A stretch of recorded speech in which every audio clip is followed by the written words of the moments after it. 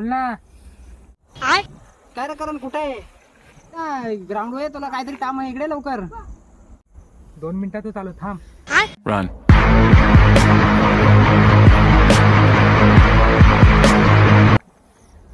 हे नाव काय?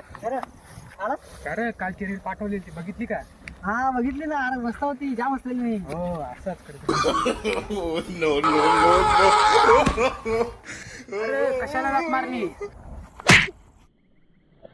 इकडे काम होती, इकडे काम.